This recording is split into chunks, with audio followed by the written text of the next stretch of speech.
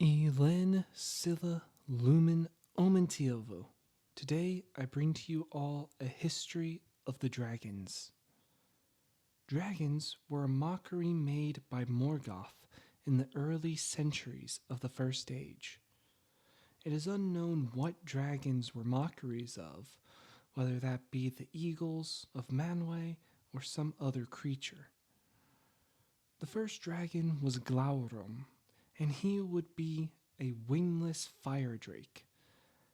There would be many types of dragons, and these included fire drakes, drakes who breathed fire, cold drakes who could freeze enemies with their breath, wingless dragons, and the winged dragons. A dragon hide is tough as armor, with their only weakness being a soft underbelly. Their teeth and claws are razor sharp, able to slice through even the toughest of armors. With Glaurung being the first dragon, he is given the title Father of Dragons. This great worm first revealed himself by attacking the plains of Ardgallen.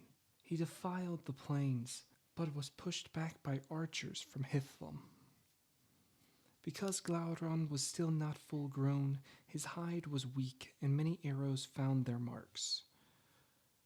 Thus were the dragons revealed to the free peoples, and Morgoth was displeased, and he punished Glaurung for his hastiness. Despite this great warning of Morgoth's might, the free peoples were ill prepared for the onslaught of the Dagor Bragalach, in which Glaurung drove the sons of Fëanor, save Maethros, from their lands. Little could be done to Glaurung, for his armor proved too strong to pierce. The dragon weakness would not be revealed until the Nirnaeth Arnoediad, when the dwarf king Azaghal stabbed Glaurung in the belly, wounding the giant dragon, and causing him to flee from the field of battle. The dragon's weakness spread, and soon many knew how to wound and kill the great beasts. Another of the dragon's well-known traits would be seen during these years, that being their lust of gold and precious gems. For in the sack of Nargothrond, Glaurung made that hall his own, greedily holding the treasure hoard. Glaurung uniquely, it would seem, also possessed the ability to cast enchantments over one's mind, as he did to both Turin and Nienor, deceiving the former and erasing the latter's memory. Glaurung would eventually be slain by Turin, but the dragons would not be extinct, for by this time there would be many dragons, as seen during the fall of Gondolin. During the battle, Balrogs rode on the backs of the dragons into the city, and Gondolin would burn. Dragons would play an even greater role in the War of Wrath, for in Morgoth's final days he sent forth the winged dragons, never before seen in Middle-earth. Chief among them was Ankelagon the Black. These new dragons nearly caused ruin for the free peoples, until Earendil came forth from the sky and did battle with Ankelagon, and slew him. Morgoth's defeat had come, and the surviving dragons, winged and no, fled into the mountains.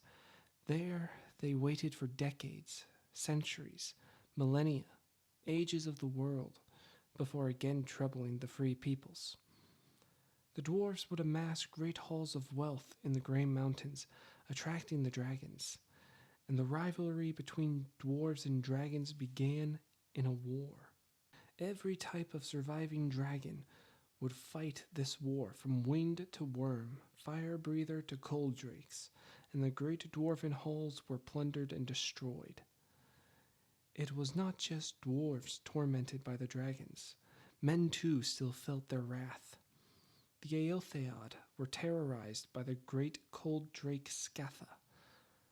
Fram, the leader of the Eotheod, attacked Scatha in his lair and slew the great worm. But within the Grey Mountains the dwarves would have no success in their own war.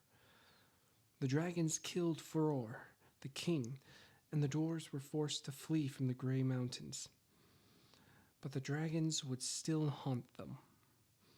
Smaug, one of the last of the great dragons, was about to make a name for himself.